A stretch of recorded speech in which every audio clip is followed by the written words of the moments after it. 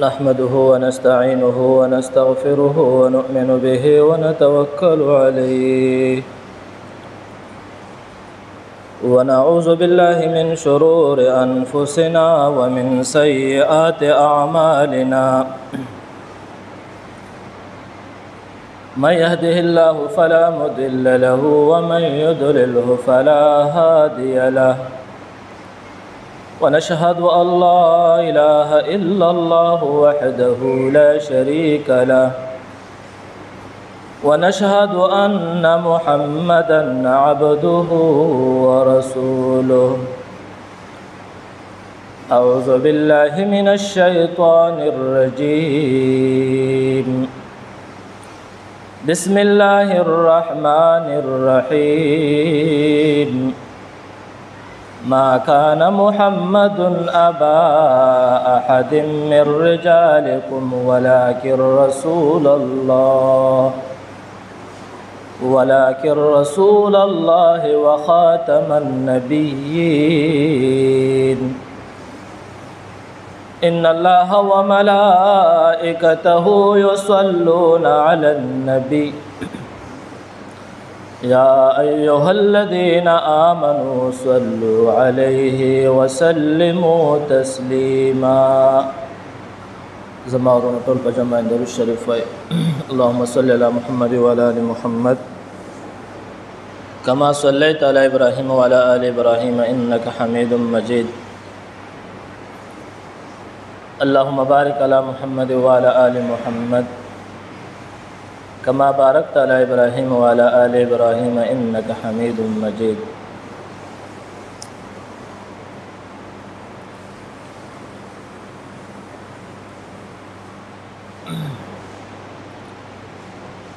نن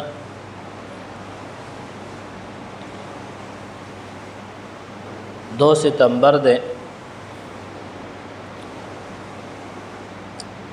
9 مہینہ 2022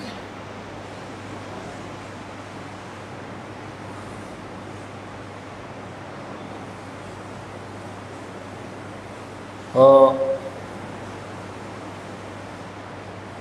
1974 کی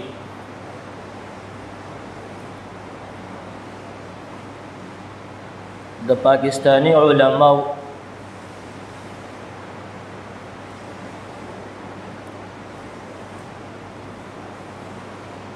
ذوالفقار علی بٹو شہید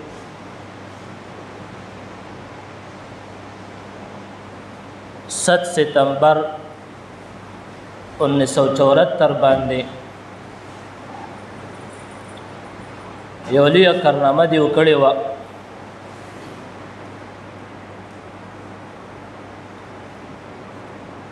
نو د زړه خواهش مې دی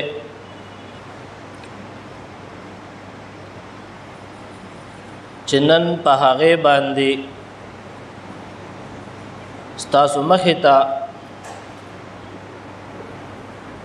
یو څو خبرې ذکر کم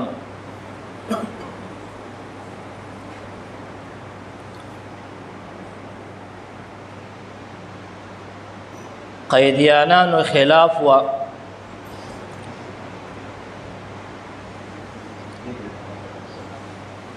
قیدیانیان په بر صغیر کې دا یو لویه فتنه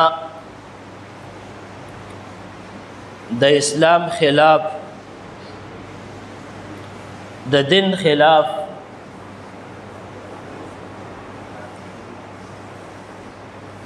پیرنګیانو یهودیانو په مشارکت باندې دا راوچته کړې وه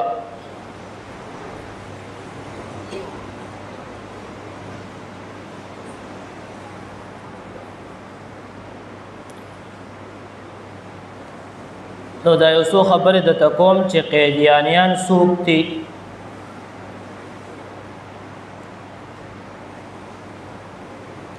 دا فتنه د کم وخت نه راخوره شوې ده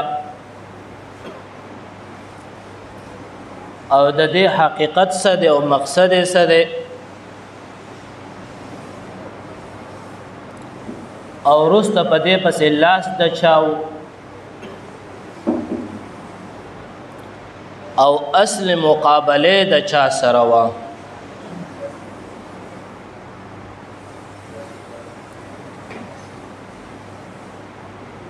زمونږ په دې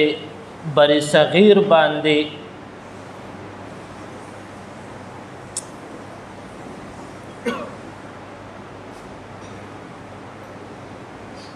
د مخکې د علماو بچاحت وو. تاسو به نمونه اورېدلي عالمگیر باچا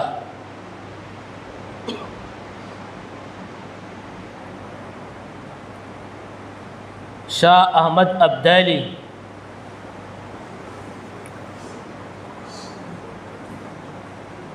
نور دسې اوچت باچاهانو چې په دې بر صغیر باندې حکومت کړی دی.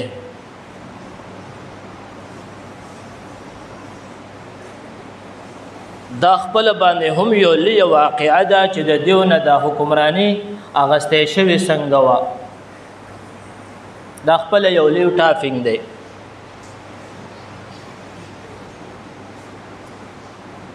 خو برسر امد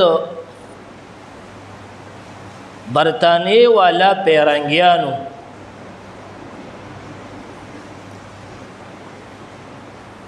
د دیو علماو نه باچاحت او د دې مسلمانانو نه باچاحت واغستو.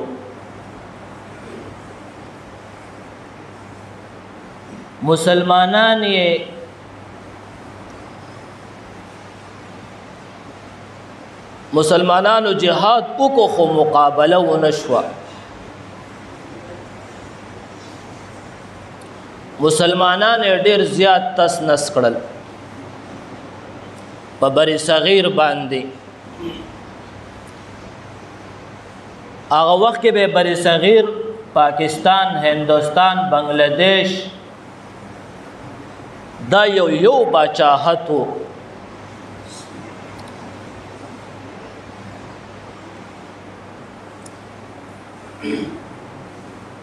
نو کوم وخت کې چې پیرنګیانو د دیو نه حکومت واغستو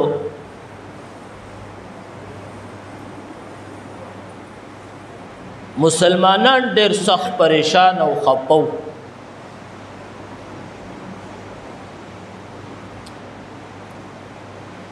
اندوان نو خپا ځکه د ملک په دې بر صغیر کې موږ سره اندوانم اوسېدل او اوسم اوسېږي.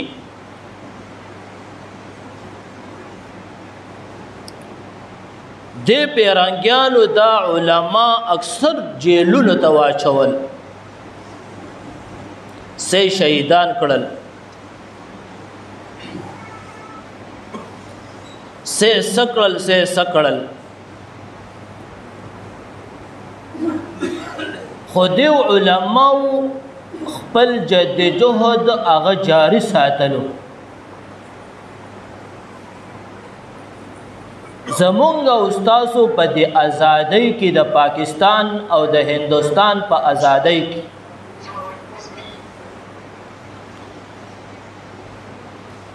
د اکابر د علماء دیوبند لوی کردار دی.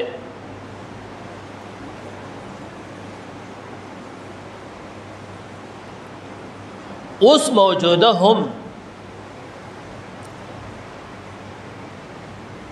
چې اندوان دیوبند ته یا دغلته خوا کې ادیره د علماو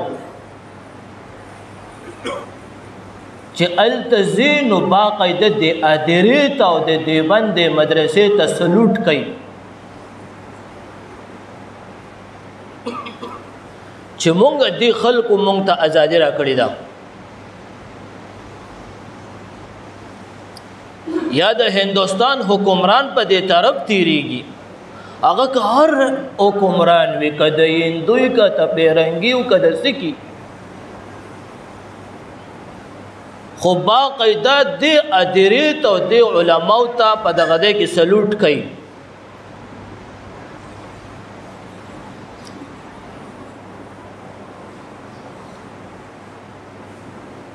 نو کوم وخت کې چې دی د مسلمانانو نه حکمرانی واغسته په بری صغیر باندې د پیرنګیانو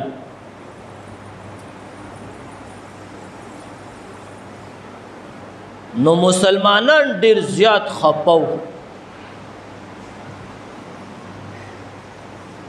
خو په شعور کې د جهادي جذبه را اوچته شوه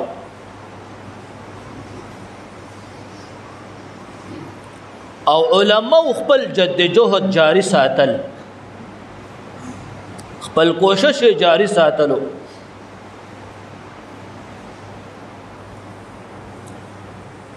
علماء په دې مسلمانانو کې د جهاد سخت جذبه را اوچته کړه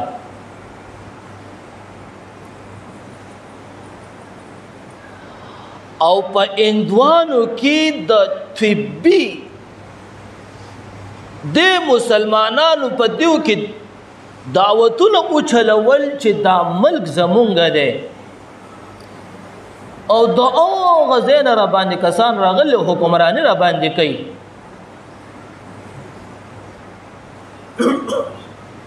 نو د مسلمانانو په دې اندوانو کې هم د جنگ دا جذبه راوچته کړه نو مسلمانان او اندوان بالمشارکت ملګری شو چې د پیرنګي لبه ماته ورکو شکست به ورکو ګوره پیرنګي په مونږ او تاسو باندې بری صغیر 2.5 کاله حکمرانی کړل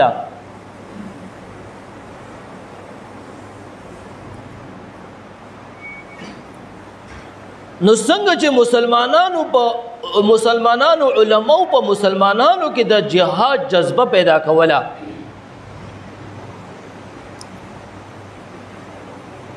نو د پیرنګیانو هم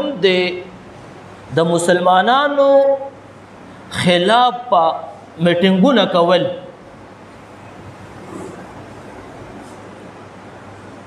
نو اولنې کردار د دې پیرنګیانو داسې و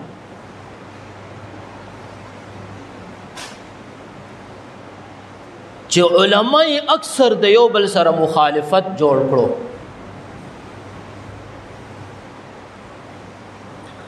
په دې بری صغیر باندې زمونږه د هغه وخت کې د پیر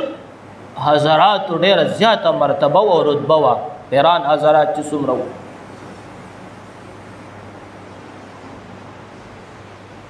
پیر بابا رحمت الله علیه چې کم دلته دفن دی دا یو ډېر مجاهد سړی تیر شوی نور زمونږ چې بری صغیر باندې څومره پیر حضراتو د دیو یو ډېره رتبه او مرتبه وه مسلمانانو د دیو سره ډېر ښه عقیدت ساتلو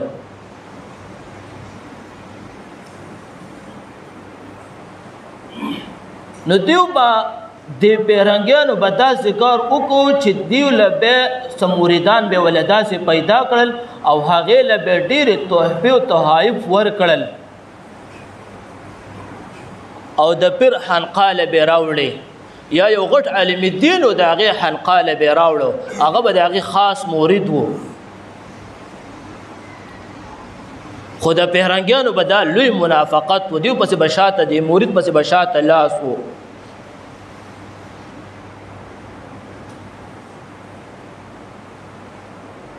نو چې کله به پیر صاحب ته د تحایف او تحفې راوړې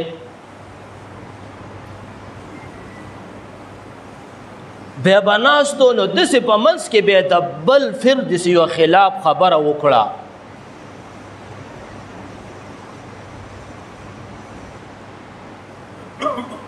نو چې کله بیا د خلاف خبره وکړه نو د دې پیر صاحب د هغه فر نه نفرت غونته کې پھیلاو شو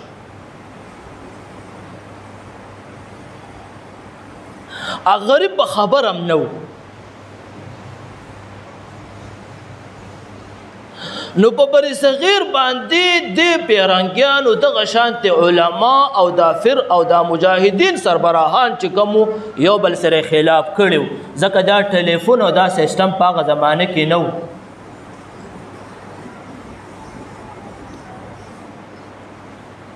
نو چې دا د یو بل سره خلاف کړو نو دیو به په دې طریقه باندې خپله باچاهت چلولو.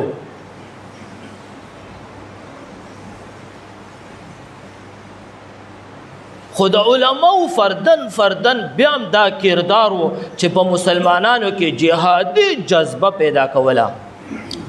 شاته د خپل دغه نه وروسته کېدل او د پیرانو حضرات هم دا کردار و. حق پرسته پیران علما چې څومره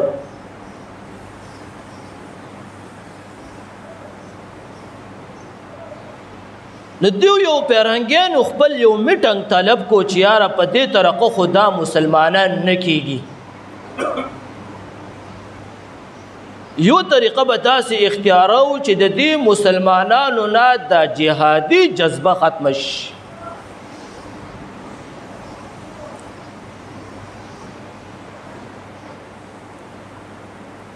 دی یو بل پاس کو ملکه وکټوریا دا یو زنانه وه ډېره قابله وه د هغې په سوچ او فکر دی یو بل پاس کو او په هغه بل کې مکمل مذهبي ازادي ورکړه.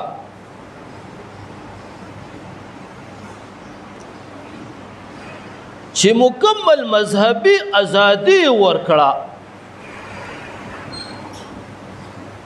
د مذهبیت په لحاظ سره به څوک چاته څه نشي ویلی چې څوک څه کوي به. وروسته د دې نه پس غلام محمد خبیث لعنتي ملعون دا یې را پیدا کو. ځان اوس پوهې کوي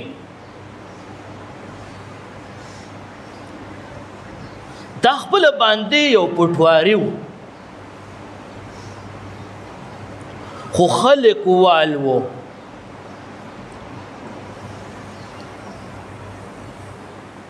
نو چې کله دا را پیدا کړو نو د الډي په دې پسې مکمل د پیرنګیانو د کفر لاس و.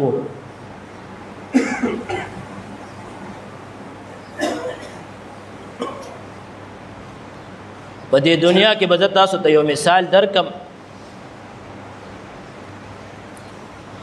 خلک وای د غریب مولا په اذان باندې څوک الله اکبر هم نه وایي څه داسې متل غونده کې دی.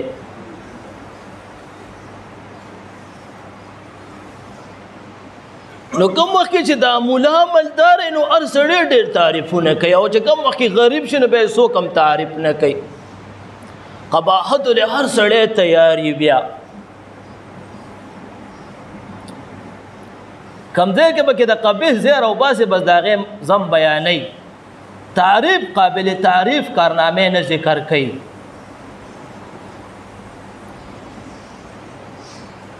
په غلام محمد قیدیاني ملعون پسې الډي د کفر مکمل لاس و ځکه دا د هغې په مشاورت باندې جوړ شو.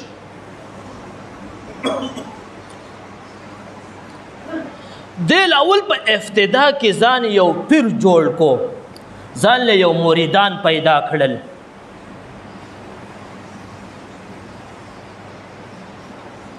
او د هغې نه پسې بې لږ تاریخ د دې مسلمانانو ولستو نو د ځان نه یو عالم هم جوړ کو د مریدان د پیدا کېدو دپاره.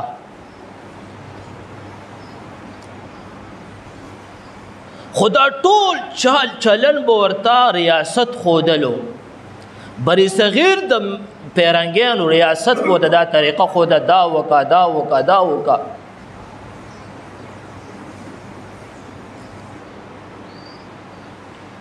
د هغې نه پس چې دی ښه مشهور شو په قوم کې نو به د مجددي دعوه وکړله. دا 100 کاله کې په دې دنیا کې یو داسې شخصیت پیدا کېږي چې ډېر ماهر وي په علومو کې. نو دې دا دعوه وکړله چې نن زمانه کې د ما نه څوک په علومو کې زیات ماهر نشته. او هلته کې مذهبي ازادي وه چا ورته څه ویلی شو نه خو علماو به مقابله کوله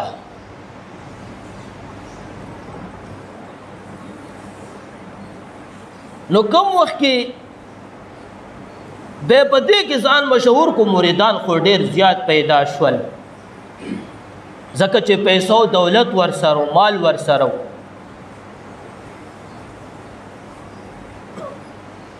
د هغې نه پسې بیا د نبوت او د رسالت دعوه وکړله چې زه پیغمبر یم د قرآن کریم آیات مبارکه په ځان باندې ولګول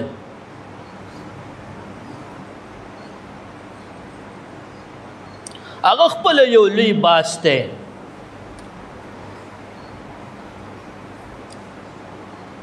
او خپل یو کتاب جوړ کو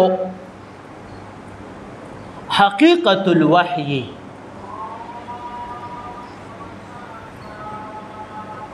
صد قرآن کریم نه الفاظ راوچت کړي صد عربی نور الفاظ او سب فارسی او اردو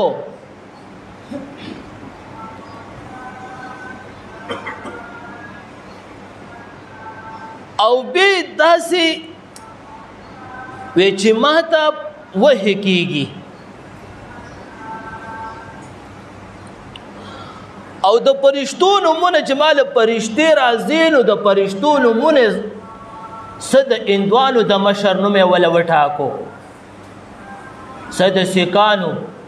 او څه د پیرنګیانو خو په کوم وخت کې چې د دې مشن مشر چې کوم و ټیچو د هغې نوم و نو هغې ته خپل مشره معزده فرشته نام مقرر کو چې دا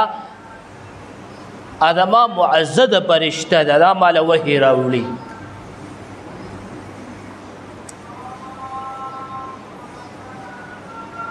خو برسر امد چې ډېر خلک ورپسې شو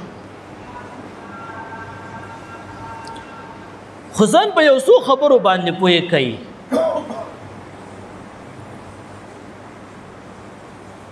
د نبوت او د رسالت سلسله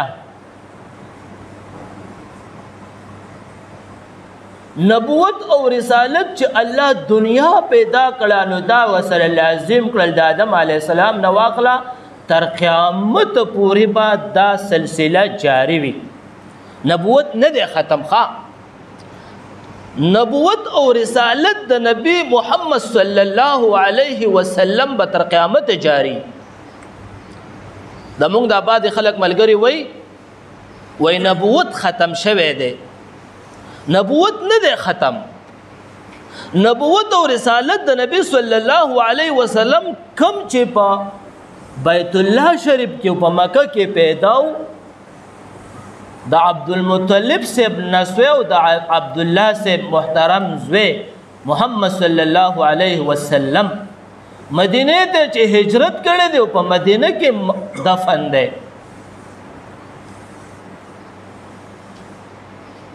هغه باندې الله رب العزت ټاپه لګولې ده چې دا خاتم النبیین وی په دې باندې خاتم مهر لګېدلی چې د دې نه پس دنیا ته بل نبی راتلو والا نشتا او نبوت او رسالت د آدم علیه السلام نه والا داسې به جاري و سټاپ بای سټاپ به را روانو د بشریت په لحاظ سره به الله را روان کړی نو محمد صلی الله علیه وسلم د بشریت په لحاظ سره خاتم النبیین دی ټاپه د مهر په ده لګېدلې د دې نه پس بل نبي دنیا ته راتلو والا نشته او دا کار د هغې موږ د مبلغین حضرات وی که تاسو به اورېدلی مي وای دا کار د نبوت دا الله رب العزت د نبی صلی الله علیه وسلم امت ته حواله کړي کونه په کونه او کوسه په کوسه او کور په کور دعوت چلوا نو دعوت دا د انبیاء کارو نبیان به ګرځېدل دعوت په ورکو د لا اله الا الله او بیا اخره کې د محمد رسول الله د هر نبی سره مناسبت د زمانه نو دغه شانته د محمد صلی الله علیه وسلم د هغه د میشن ډیپټي امت ته حواله ده تر قیامت به دا ډیپټي جاری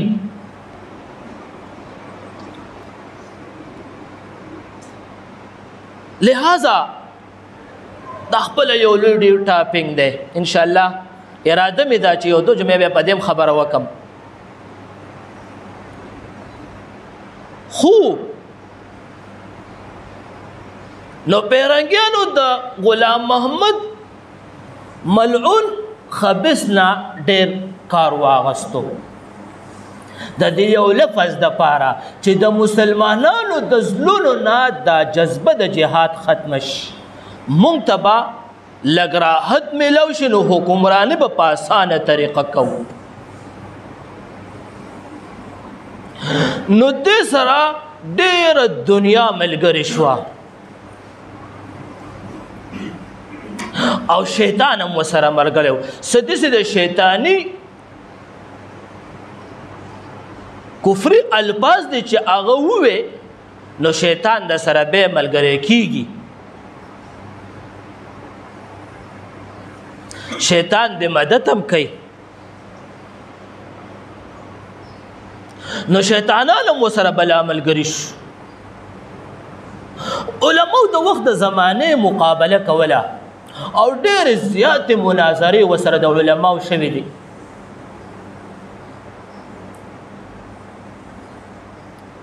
خو الحمدلله په یوه مناظره کې ورسره د مقابله او نه د په هره مناظره کې پټ شوی دی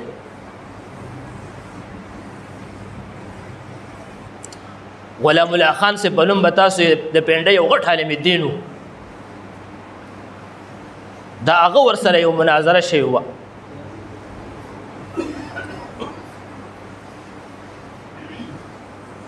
نو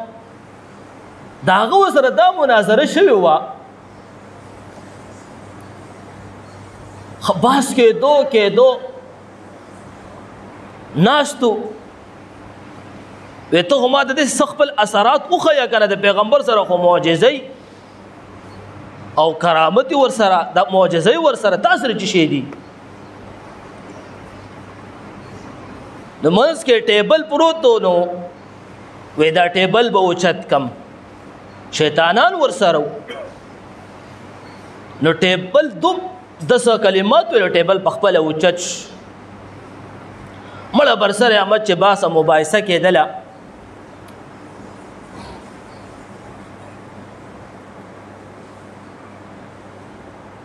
نو داسې الفاظ ووې غلام احمد نو دې ورته ووې دا غلام ته چې ختم شو خو احمد پاتې شو وی دا به موږ حذف کړو نو احمد پاتې شو نو چې احمد پاتې شو خو هغه اخرنی پیغمبر هم زه یم احمد خو زمان هم دی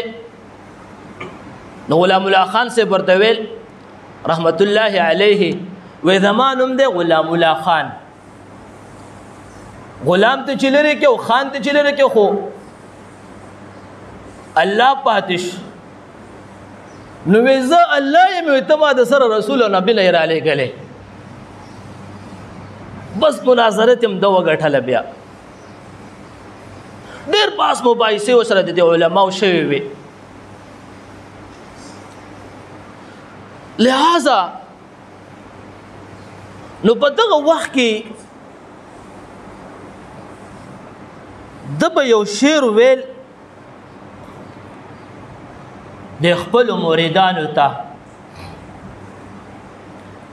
دا اعلان وکړو چې جهاد منسوخ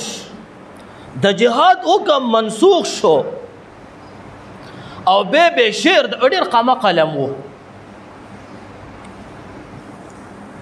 اب چھوڑ دو اے دوستو جهاد کا خیال دا شعر به ویل په هر یو خپل مجلس کې اے چھوڑ دو اے دوستو جهاد کا خیال دن کے لیے حرام میں جنگ و جدل قتال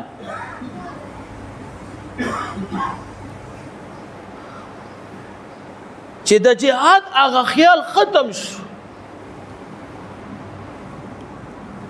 او په دل کې دا جنگ او قتال حرام شو خو ذهن کې یوه خبره یاد ساتئ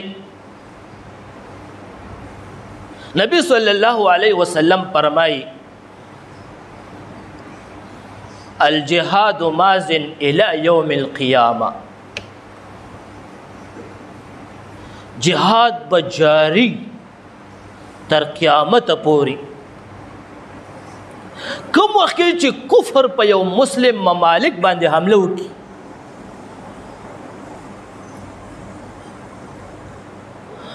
او په هغه ملک باندې کفر قابش نو په هغه مسلمانانو باندې به جهاد فرض عین شي هر یو عمل نه الله ته په هغه صورت کې به بهترین عمل جهاد شي دا نن مونږ چې تاسو داسې خوشحاله زندگی تیرو د عبادت خانه کې د لمونځ کوو او تاسو ته زه آزاد خبرې کوم دا د هغه جهاد او د جهاد او د مجاهدینو چې ازادي مونږ ته میلاو شوې ده هغوی جدوجهد او کوششونه کړي دي